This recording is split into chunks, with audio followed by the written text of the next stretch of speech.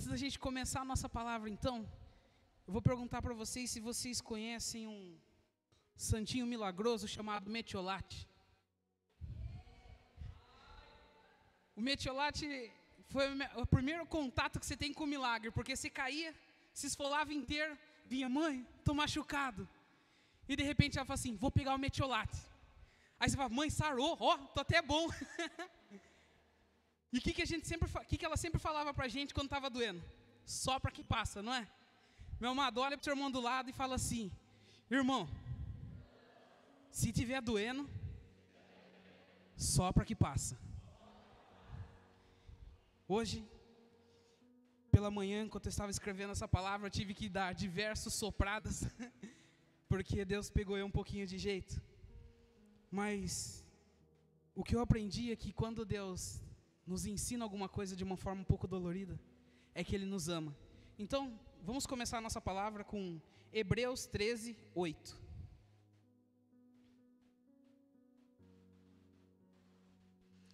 Jesus Cristo é o mesmo ontem, hoje e para sempre. Só isso, amém? Meus amados, se você for dar um tema para a palavra de hoje, ela seria a imutabilidade de Deus. Ou seja, Deus não muda. Independentemente de quanto tempo passe, independentemente de quantas coisas aconteçam, independentemente da situação ou realidade que você está, o nosso Deus não muda nunca. E para a gente começar então a nossa palavra, a gente vai começar a andar um pouquinho lá em Números 23. Hoje a gente vai ler um pouquinho, tá?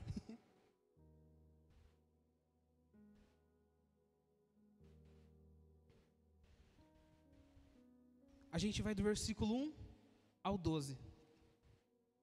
Balaão disse a Balaque, construa aqui 7 altares e prepare 7 novilhos e 7 carneiros. Balaque seguiu as instruções de Balaão e os dois ofereceram um novilho e um carneiro em cada altar. Então Balaão disse a Balaque, fique aqui junto aos holocaustos, enquanto eu vejo se o Senhor virá ao meu encontro.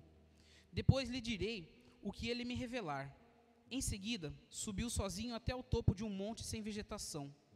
E Deus veio ao encontro dele. Balaão disse, preparei 7 altares e ofereci um novilho e um carneiro em cada altar. E o Senhor deu a Balaão uma mensagem para o rei Balaque, e disse, volte até onde Balaque está e transmita-lhe esta mensagem. Balaão voltou e encontrou o rei junto aos holocaustos, e com ele todos os líderes de Moabe. E esta foi a mensagem que Balaão transmitiu. Balaque me trouxe desde Arã, e o rei de Moabe me trouxe dos montes do leste. Venha, disse ele, amaldiçoe Jacó para mim. Venha e anuncie condenação de Israel. Mas como posso amaldiçoar aqueles que Deus não amaldiçoou? Como posso condenar aqueles que o Senhor não condenou? Do alto dos rochedos eu os vejo, dos montes os observo. Vejo um povo que vive só, separado das outras nações. Quem pode contar os descendentes de Jacó, tão numerosos quanto o pó? Quem pode contar ao menos 1/4 de Israel? Que eu morra como os justos, que meu fim seja como o deles. Então o rei Balaque disse a Balaão, o que você me fez? Eu o trouxe aqui para amaldiçoar os meus inimigos. Em vez disso, você os abençoou. Balaão respondeu, como eu poderia transmitir algo diferente daquilo que o Senhor pôs em minha boca? Só até aqui, meu amado, por enquanto. Aqui a gente tem uma história muito linda. Chega esse rei, Balaque, ele fala assim, vou chamar Balaão. Esse povo está começando a crescer muito, esse povo está sendo muito próspero. E ele queria que Balaão amaldiçoasse o povo de Deus. Então, ele falou assim, Balaão, vem cá, faz aí um holocausto, faz um sacrifício, para a gente poder amaldiçoar o povo de Jacó, o povo de Israel. Ele preparou os altares, fez tudo bonitinho. Só que na hora que ele entrega o holocausto e Deus fala com ele, Deus não amaldiçoou o povo de Deus. Ele não amaldiçoou o próprio povo. Ele simplesmente fala, ele abençoa aquele povo. E Balaão fala assim, como que eu vou amaldiçoar aquele que Deus está abençoando? E o primeiro ponto da nossa história de hoje é: meu amado, se você é povo de Deus, não importa quem se levante contra você, não importa o que as pessoas estejam pretendendo fazer contra a tua vida, se você é o povo de Deus, está justo diante dos olhos de Deus, nenhum mal, nenhuma maldição vai vir contra você. Independentemente daquilo que as pessoas façam, mesmo que eles se levantem juntando pessoas que até mesmo são pessoas da igreja contra você, mas Deus está aqui para te dizer: se você é fiel, se você é justo, nenhuma maldição vai cair sobre a sua vida, amém, meu amado? E aí a gente continua essa história, e outras vezes ele vai continuar fazendo holocaustos, e novamente Deus continua abençoando o povo. E esse rei fica meio bravo, fala assim: como assim? Eu chamei você aqui para amaldiçoar o povo. E se você continuar um pouquinho essa história, a gente vai começar a cair numa inclinação do povo de Deus. O povo de Deus, infelizmente, tem uma inclinação de errar a mira no meio do caminho, porque a Bíblia vai contar que esse mesmo povo começou a se juntar com outros povos, começou a ter doutrinas de outros povos, começou a adorar deuses de outros povos que não era o nosso Deus. E naquele momento, a ira de Deus veio sobre eles. Um povo que há tão pouco tempo sofreu perseguição, mas ainda assim foi abençoado por Deus porque era um povo reto, quando finalmente desvia os olhos de Cristo, desvia os olhos do alvo, cai na ira de Deus. E a palavra conta que Deus nesse momento ele se ira com o povo, porque o povo começou a adorar o Deus Baal. E naquele momento, alguns fiéis se levantam e matam aproximadamente 24.000 pessoas. Aí então a ira de Deus cessa contra aquele povo. Meu amado, nós temos que entender quem é o nosso Deus. Nós temos que entender que o mesmo Deus que tem poder para nos abençoar é o mesmo Deus que tem a mão pesada para nos amaldiçoar quando nós não estamos corretos. Ah, Ju, mas foi só dessa vez? Não, se vocês se lembrarem, lá no passado, quando Moisés sobe no monte, Moisés está lá face a face com Deus, e o povo começa: vamos fazer um bezerro de ouro? Vamos. Começa a juntar toda a parte de ouro, todas as partes de prata deles, faz um bezerro, começa a adorar. Fala assim: nossa, esse daqui é o Deus que nos tirou do Egito. Moisés nem desceu ainda, Deus lá em cima já fala: Moisés, ó seu povo lá. Deus nem reconhece mais como o povo dele. Ele olha para Moisés e fala: ó seu povo lá. Você mal saiu lá de baixo e já começaram a adorar outros deuses. Quando Moisés desce, ele desce enfurecido. Ele manda destruir tudo aquilo, ele manda tacar fogo em tudo. E muitas outras pessoas foram mortas por conta disso. O que isso a gente tem que entender, meu amado? O povo de Deus, ele foi feito para seguir em retidão. O povo de Deus, ele foi feito para seguir dentro da palavra de Deus. Todas as vezes que o povo de Deus se desvia um pouco, o peso é absurdo. A mão de Deus pesa sobre nós de uma forma absurda. E às vezes você fala assim: mas Deus, parece que tudo está dando errado na minha vida, parece que nada está acontecendo do jeito certo. Porque a palavra de Deus ela é bem simples. Lá em Deuteronômio você vai pegar: se atentamente ouvires a voz de Deus e os meus mandamentos obedecer, eu vou te abençoar. E tem uma lista, meu amado, enorme de bênçãos. Porém, se você terminar de ler esse texto, ele vai dizer: todavia, se você não obedecer, toda aquela lista de bênçãos enorme se torna exatamente igual como lista de maldições. O que isso quer dizer? Isso quer dizer que enquanto você é um povo reto, enquanto você é um povo que segue temente a Deus, as bênçãos correm até você e te alcançam. E independentemente de onde você entrar, você vai ser bendito. Onde você colocar a mão, você vai ser bendito. Onde você vai ter dinheiro para emprestar, você nunca vai tomar por emprestado. Mas em compensação, se você não obedecer, onde você entrar, você vai ser maldito. Aquilo que você pegar vai ser maldito. Você nunca vai ter dinheiro para emprestar, sempre vai ficar tomando dinheiro emprestado, meu amigo. O nosso Deus é um Deus maravilhoso, mas Ele é um Deus fiel. A palavra dEle não volta em vão. A palavra uma vez lançada da boca de Deus não pode voltar vazia. A palavra diz que quando a palavra de Deus sai, ela não retorna até Ele sem que ela se cumpra. E aqui nesse texto, a gente vai dando a introdução da nossa palavra. Então, qual que é o primeiro momento? O primeiro momento é: Jesus Cristo é o mesmo ontem, hoje e eternamente. Então nós temos que ter noção que o mesmo Deus que estava abençoando esse povo e se irou por conta dos pecados deles, É o mesmo Deus que vive hoje nos abençoando e que muitas das vezes, quando a gente desvia os nossos olhos de Cristo, se ira conosco. Meus amados, infelizmente, nós temos a mania de nos contaminar com outras coisas. Nós temos a mania de abraçar outros ídolos, abraçar outros deuses. Não simplesmente sair adorando Baal, Dagon, deuses com nomes conhecidos. Mas às vezes o nosso próprio ego é um Deus absurdo que é tão difícil da gente negar ele. Para a gente continuar a palavra, vamos lá em 1 Samuel 5.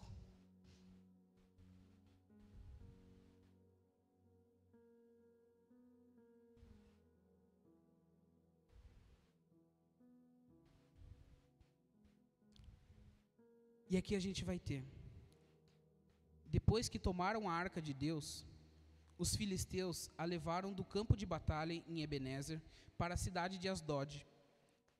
Levaram a arca de Deus para o templo de Dagon e a colocaram ao lado de uma estátua de Dagon. Contudo, na manhã seguinte, quando os moradores de Asdod se levantaram, viram que Dagon estava caído com o rosto em terra diante da arca do Senhor. Então levantaram Dagon e puseram de volta em seu lugar. Na manhã do outro dia, porém, viram que tinha acontecido a mesma coisa. Dagon estava caído novamente com o rosto em terra diante da arca do Senhor. Desta vez, a cabeça e as mãos de Dagon tinham se quebrado e estavam junto à porta da entrada. Somente o corpo permaneceu intacto. Por isso, até hoje os sacerdotes de Dagon e aqueles que entram no seu templo em Asdod não pisam na soleira da porta.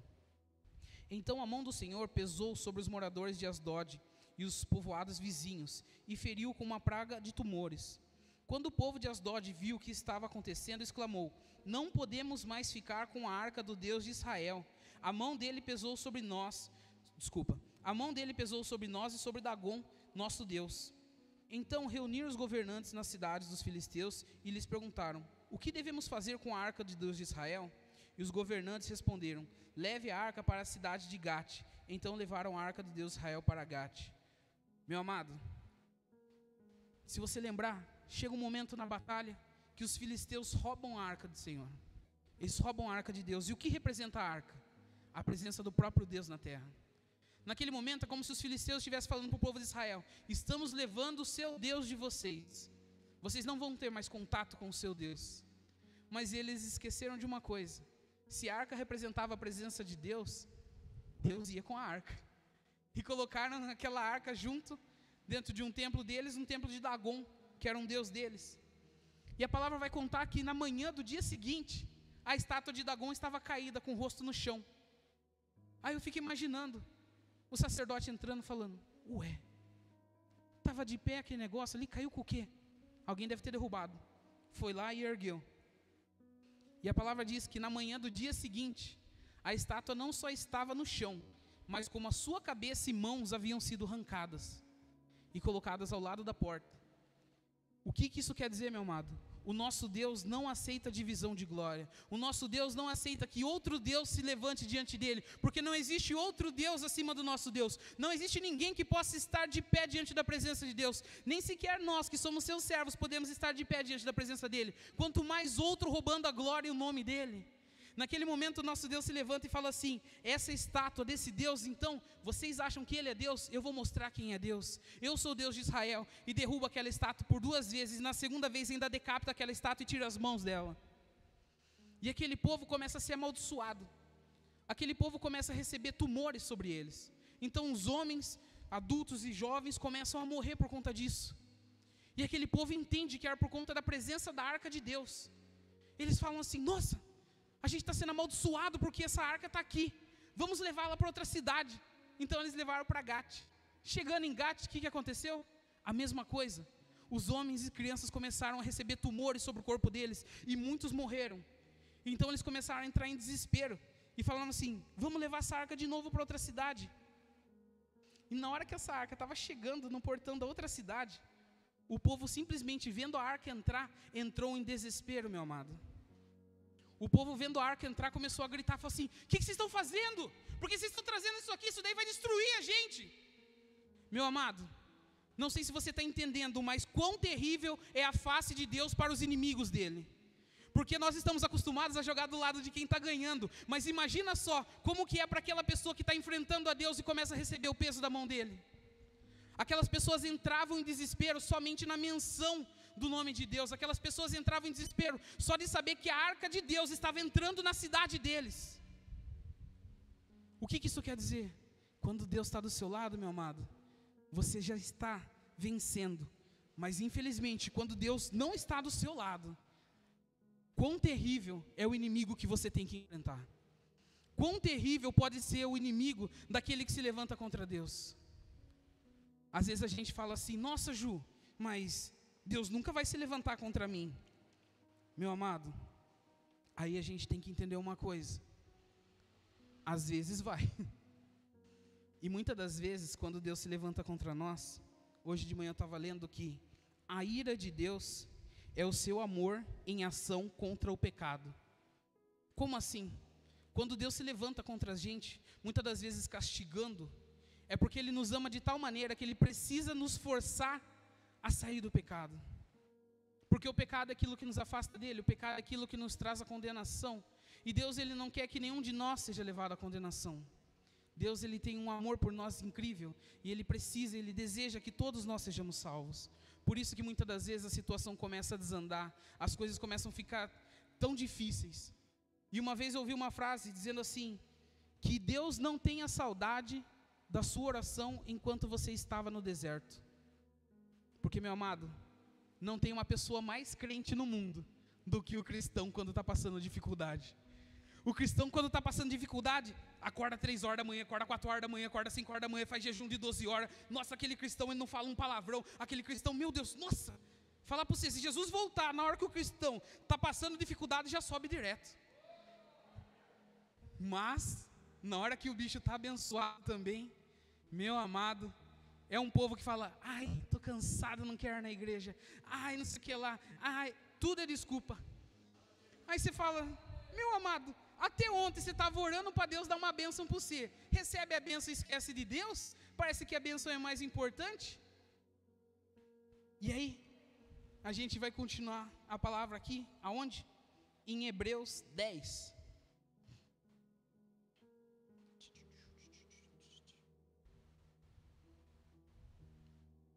Do versículo 26 ao 31.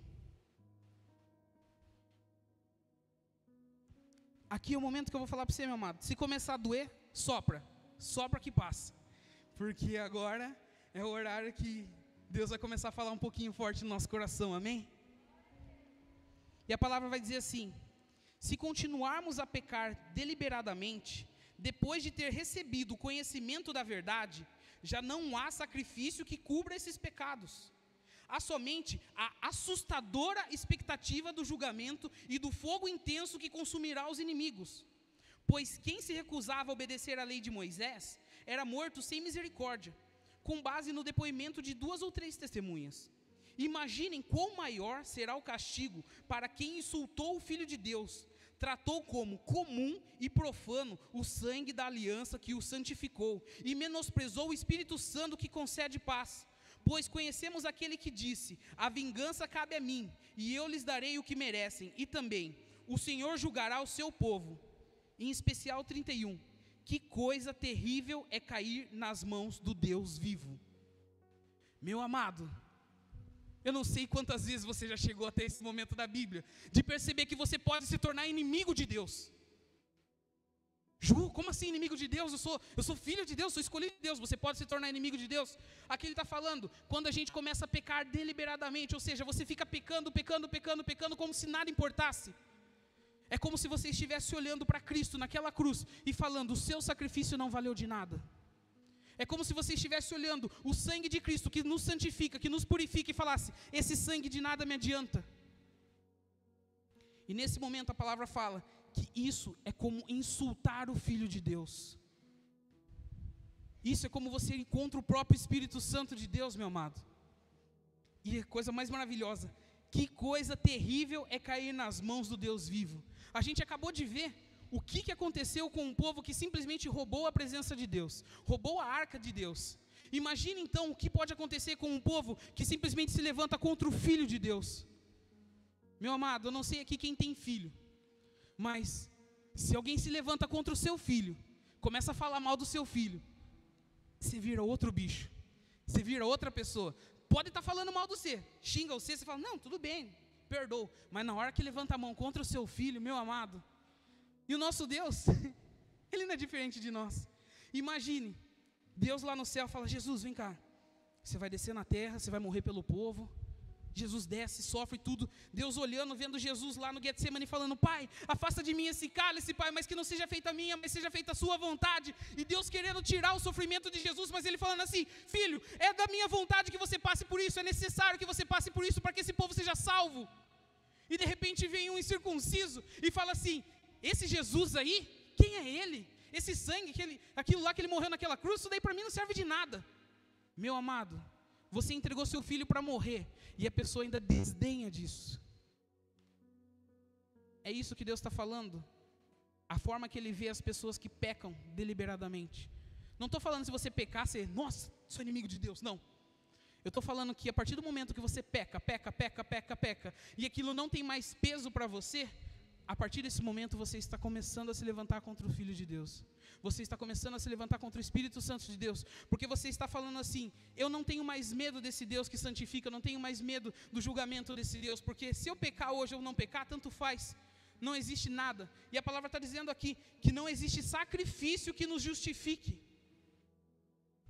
Meu amado, a gente tem que começar a entender o peso das nossas ações. Não estou dizendo que a gente já está chegando nos últimos dias ou não, mas alguns sinais começaram. As palavras estão se inclinando todos os dias para um lembrete dos últimos dias. Se todos os dias alguém está lembrando você de algo, é porque isso está chegando perto. Imagina assim, Natan vai casar daqui a 5 anos. Você fala assim, beleza, Natan vai casar daqui a 5 anos. Passa um ano, Natan vai casar daqui a 4 anos. 3, 2, 1. Natan vai casar daqui a um mês. Você está com o negócio ali na sua casa já, com o convite na mão, falando assim, nossa, eu tenho que comprar roupa, eu tenho que fazer tal coisa, eu tenho que fazer tal coisa. Por quê, meu amado? Quanto mais próximo daquilo, mais aquilo é trazido à nossa memória. Então, se todos os dias, em algum lugar, você está ouvindo da volta de Cristo de uma forma diferente do que você ouvia há um tempo, significa que mais próximo ainda ela já está da sua vida. E a gente não pode ser o cristão que fica lá, ai, eu não quero que Jesus volte. Por que a gente fala que não quer? Porque tem medo. O cristão que está firme, o cristão que está salvo, ele fala, Maranata, ora vem Senhor Jesus, eu tenho desejo, eu tenho saudade de Ti, Pai. Mas aquele que está em pecado fala, não, Deus, dá uma segurada aí, Deus. Aquele povo que nem eu, fala assim, Deus, ainda nem casei. Tem uns que falam assim, se não casar na terra, casa no céu, né? É noiva de Cristo, né? Chegando lá. Mas, meu amado, pulando de Hebreus, a gente vai cair em Isaías 63, amém?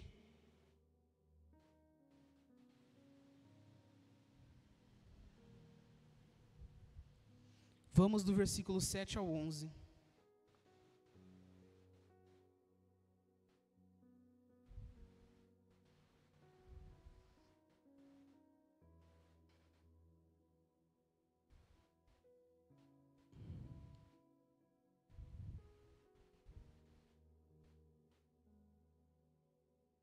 Às vezes eu acho os negócios aqui que só Deus na minha vida. Será que eu errei? Ah não, tá aqui mesmo. Bora lá. No 1, perdão. Agora descobrindo que eu tô. 631, tá? Quem é este que vem de Edom, da cidade de Bosra, com roupas manchadas de vermelho? Quem é este vestido de traço? Ah, por isso que eu tô perdido, meus amados. É 65, minha letra é feia, tá? Eita glória. Eu falei, nossa, não li isso de manhã? O que está acontecendo? A Bíblia mudou? 65:1, agora faz mais sentido.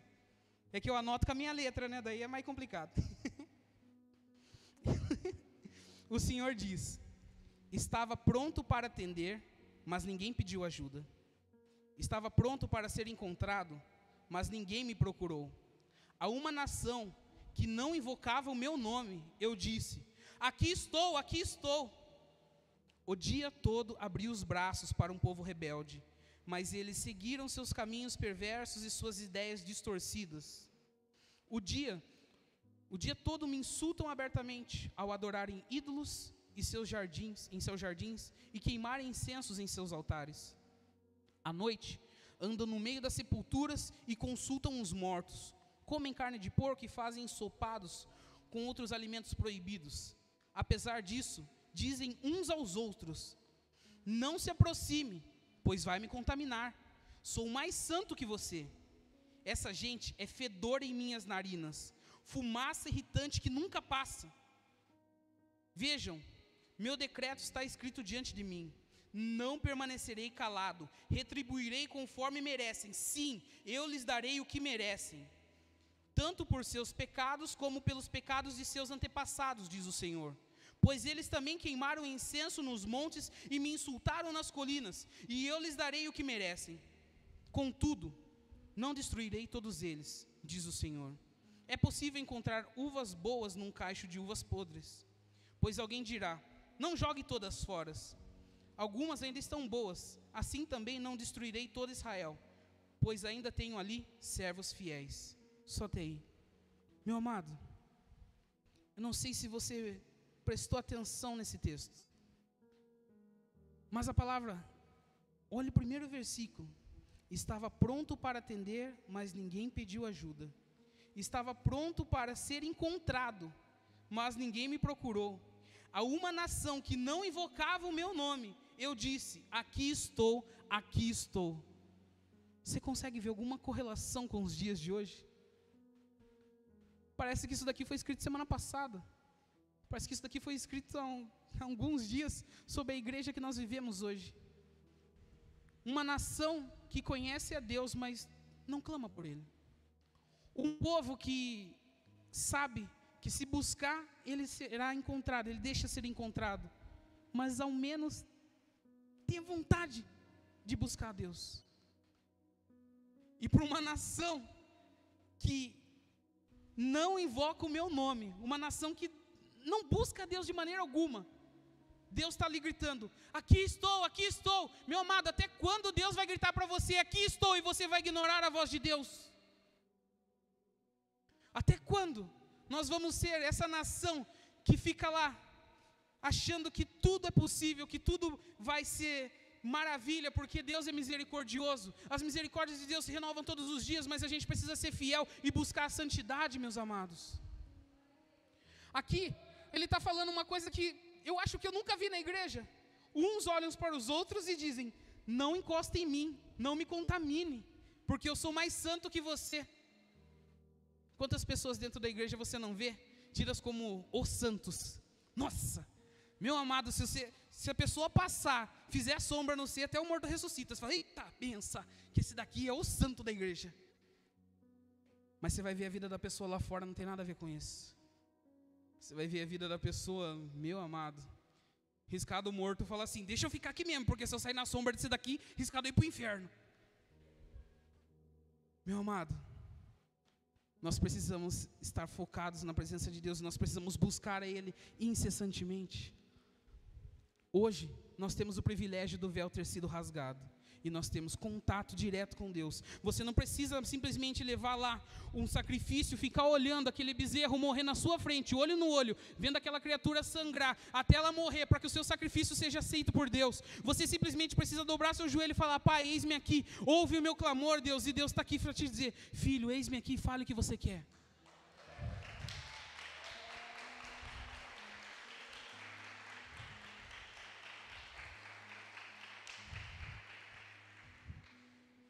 Nós estamos vivendo um momento tão bom, que nós temos o acesso a quase o céu.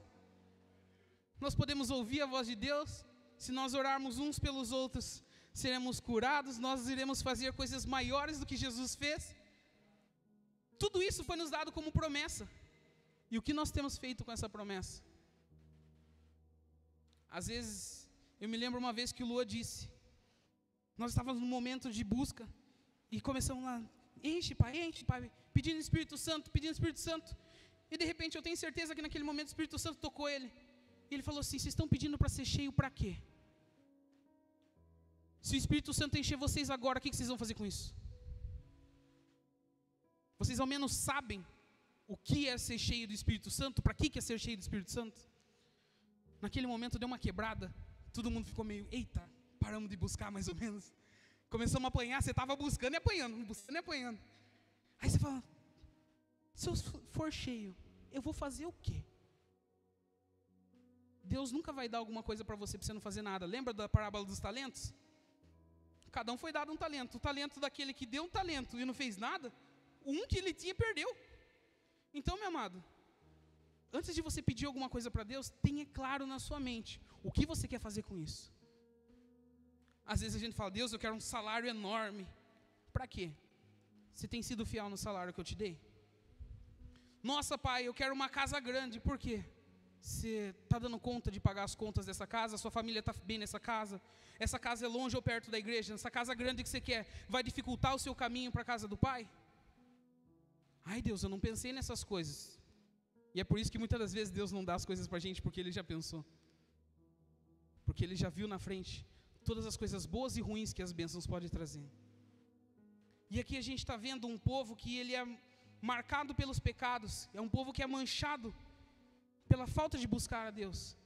E eu não sei, que nem eu falei, parece que esse livro foi escrito há 2 semanas. Mas, meu amado, há quanto tempo já está escrito que isso iria acontecer? Há quanto tempo Deus está advertindo a igreja, falando, filho, isso daqui vai acontecer, isso daqui vai acontecer, isso daqui vai acontecer, isso daqui vai acontecer. E o povo de Deus, de vez de falar assim, pai, já que eu sei que ali dá ruim, eu vou para cá. Está todo mundo indo felizão para lá. Parece que todo mundo está indo correr para o precipício. Meu amado, muitas das vezes a gente ouve a palavra de Deus, pega o carro, já nem sabe mais o que ouviu. Então de que adianta você vir na igreja? Adianta alguma coisa você estar aqui sentado agora, ouvindo a palavra de Deus, ouvindo instruções de Deus? Deus está ali, ó, só escrevendo um livro para você, um livro de receita, para você chegar na sua casa fazer o melhor bolo. Chega em casa, ih, rapaz, perdi o papel. O que você vai fazer com isso? Nada. Então, a gente tem que começar a ouvir a palavra de Deus e colocar isso dentro da gente, começar a colocar isso em prática. Mas, meu amado, nem tudo na nossa vida vai ser só paulada, tá? Vamos voltar para Hebreus 10, então. Agora a gente vai do 31 até o final. 32, desculpa. Lembrem-se dos primeiros dias, quando foram iluminados, e de como permaneceram firmes, apesar de muita luta e sofrimento. Houve ocasiões em que foram expostos a insultos e espancamentos. Em outras, ajudaram os que passavam pelas mesmas coisas. Sofreram com que foram presos e aceitaram com alegria quando lhes foi tirado tudo o que possuíam. Sabiam que lhes esperavam coisas melhores, que durarão para sempre. Portanto, não abram mão da sua firme confiança. Lembrem-se da grande recompensa que lhes traz.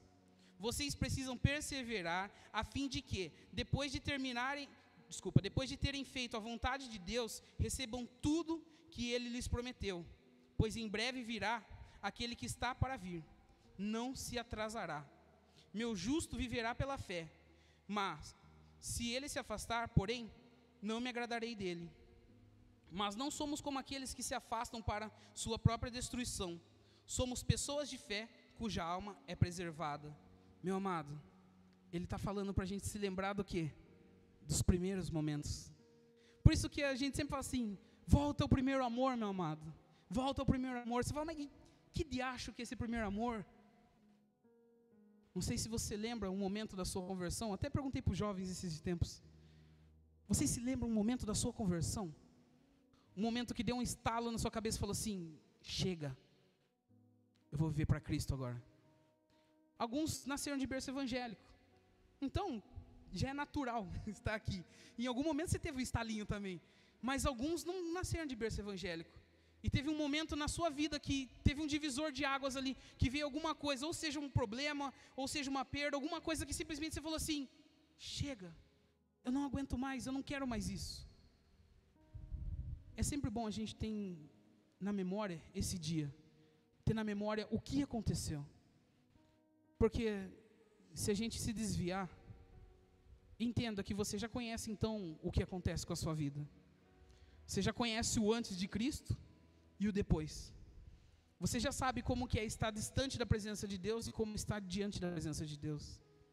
E aqui ele está falando assim, que aqueles que permaneceram, que passaram pelo sofrimento, que não perderam a alegria, que mantiveram a fé constante, eles estão aguardando um momento que virá o Mestre e Ele irá com eles.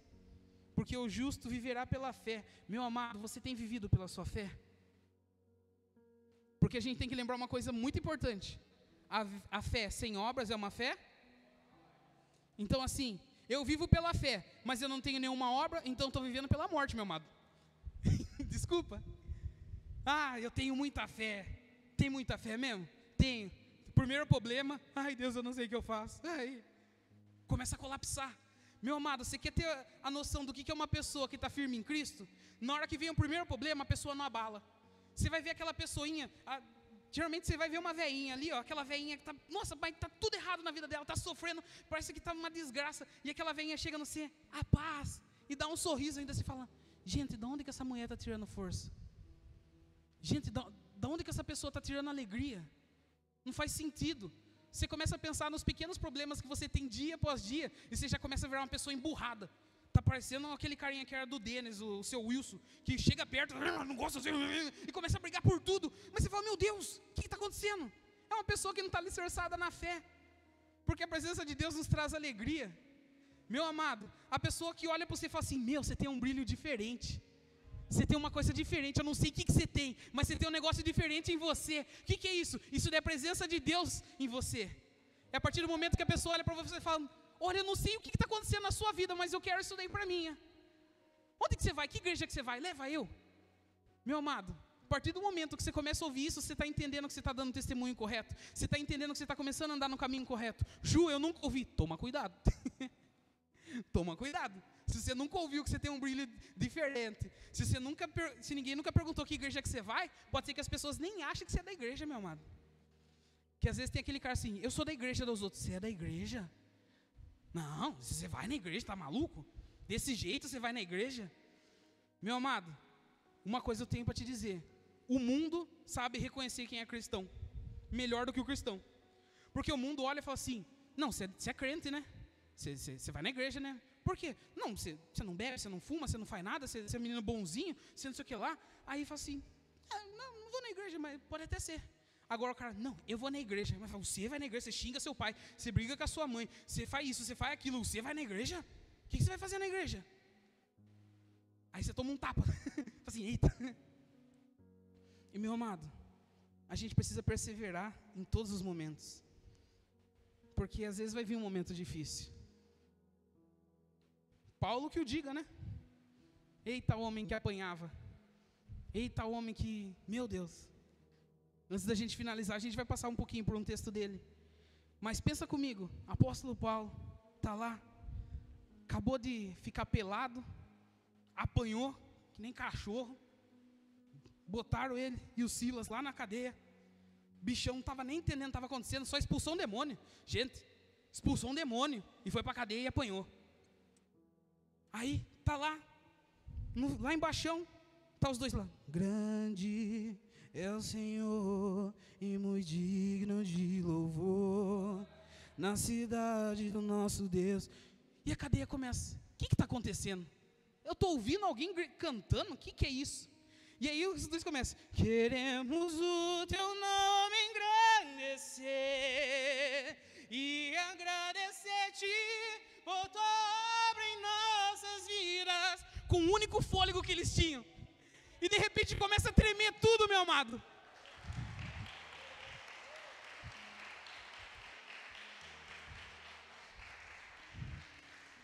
E de repente começa a tremer tudo. E a cadeia começa a se abrir. E todo mundo começa a entrar. E o guardinha começa a entrar em desespero. Meu amado, imagina ser guardinha. A cadeia começa a abrir tudo. Só tem bandido lá dentro. O guardinha não é bonzinho com os bandidos. O guardinha deve ter pensado, morri. Agora lascou. O guardinha pegou a espada dele e falou, já vou. Aí os dois começam a gritar, não. Tá todo mundo aqui. Tá todo mundo quieto, calma, não se mata. Aí o bichão já vem com a lamparina dele, olha. O que está acontecendo? O que está acontecendo? Eu não sei o que está acontecendo. Aí eles, estava cantando. De repente ele, que Deus é esse que vocês servem? Quem que é esse cara aí? Tá doido? Abriu a porta da cadeia, soltou vocês porque vocês estavam cantando? É, meu amado. Então de repente, esse homem e a família dele foi salvo.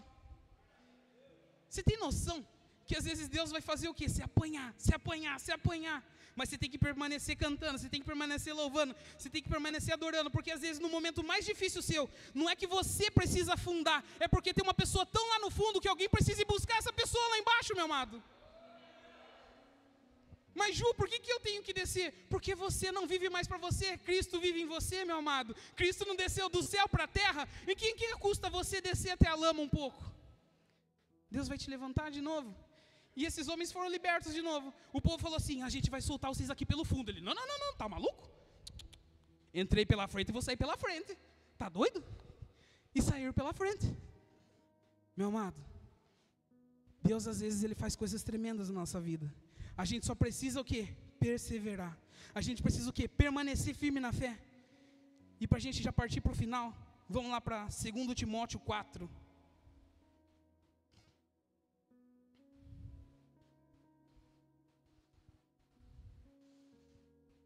Passar por algumas palavras desse homem sábio. Vai dizer assim: eu lhe digo solenemente, na presença de Deus e de Cristo Jesus, que um dia julgará os vivos e os mortos quando vier para estabelecer o seu reino. Pregue a palavra, esteja preparado, quer a ocasião seja favorável, quer não.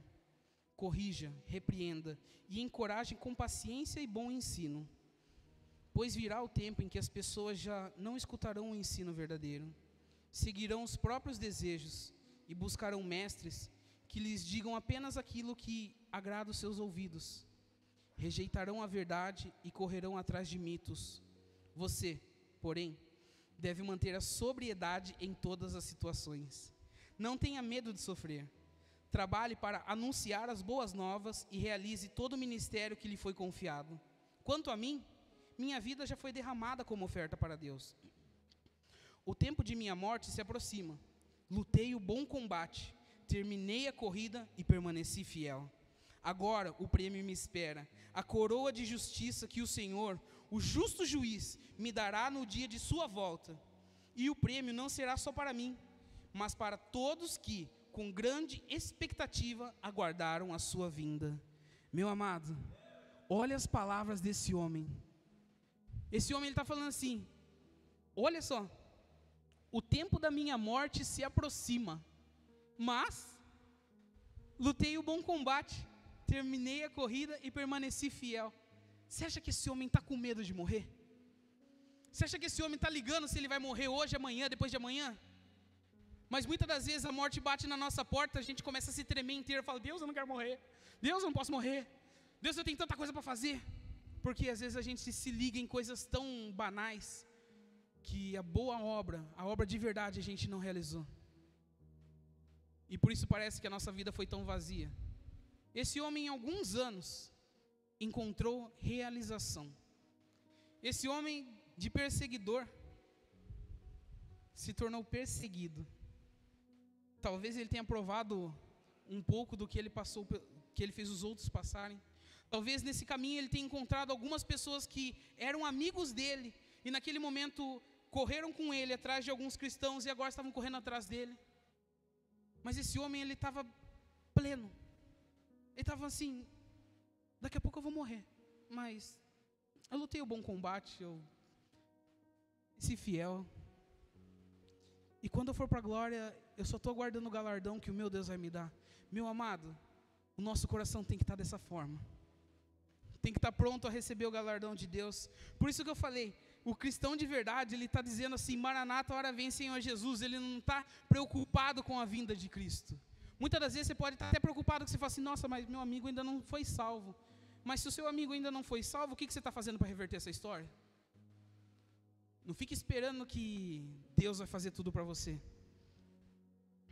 Uma coisa que eu aprendi na minha vida, Deus, Ele me dá todos os dias a força para levantar da minha cama. Deus me dá todos os dias a saúde para continuar falando, saúde para continuar caminhando. E é o meu papel ler a palavra, é o meu papel buscar a Cristo, é o meu papel falar de Cristo para as outras pessoas. Deus não vai vir dar um raio em mim, do nada eu vou sair falando em línguas e convertendo todo mundo. Não, meu amado, não existe isso, está doido? Você fala e o Espírito Santo convence. Mas se você não fala, o Espírito Santo fica só na expectativa. Ele está aqui, ó. Nossa, é hoje que eu pego ele, é hoje que eu pego ele, é hoje que eu pego ele. Aí Deus começa a cutucar no você e fala assim: fala de mim, fala de mim, fala de mim. E você: eu não. Começa a achar que você está doido. Você começa a falar assim: nossa, vontade de falar de Deus para aquela pessoa. Nossa, vontade de dar um abraço naquela pessoa. Você nem sabe quem que é a pessoa, às vezes você está com vontade de dar um abraço nela. Fala: eu não vou dar abraço em ninguém, não sou maluco.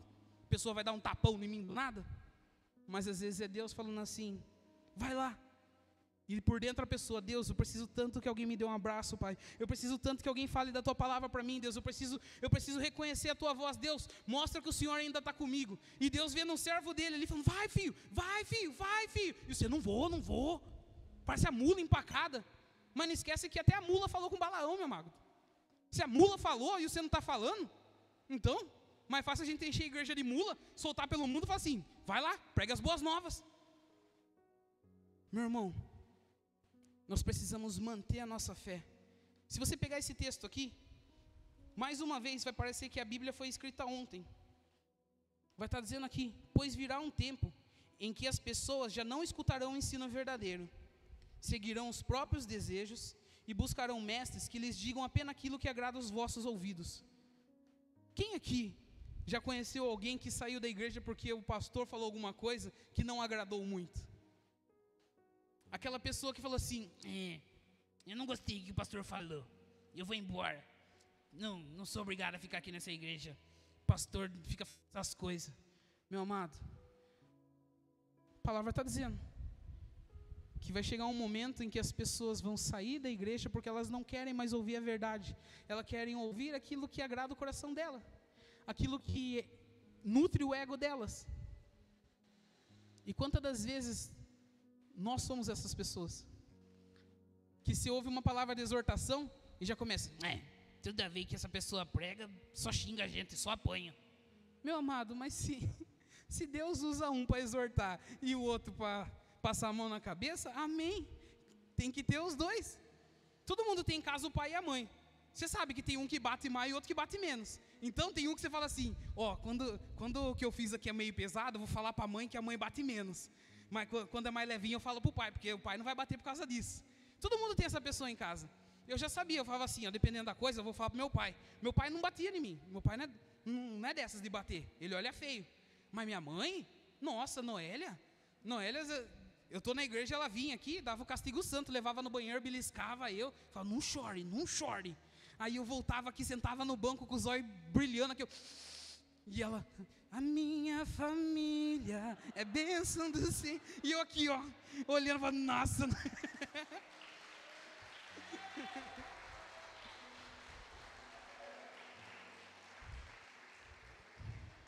Meu mano, filho de crente não sofre do AV. Mas, meu amado, o que eu quero dizer para você com essa palavra? O que eu quero dizer com você com essa palavra, meu amado? Permaneça firme. Porque a Bíblia já está nos dizendo muitos sinais que iam acontecer no final dos tempos. E esses sinais todos os dias estão se repetindo. Então significa que Jesus cada vez mais próximo está de voltar. E eu tenho certeza, todo mundo quer encontrar o irmão no céu. Mas eu vou dizer uma coisa para você: na hora que você estiver subindo, não adianta você tentar segurar, filho, porque salvação é individual. Salvação, cada um cuida da sua. Mas a gente é uma família. Todo mundo sobe junto ou todo mundo desce junto? Que todo mundo sobe junto, desce junto. Eita, vai para a glória. Eu vou subir. Se você quer ficar, o problema é seu. Porque eu quero garantir minha salvação. Qual que é o meu papel? Meu papel é falar para você: ô Natan, bora, tem isso, vamos subir junto.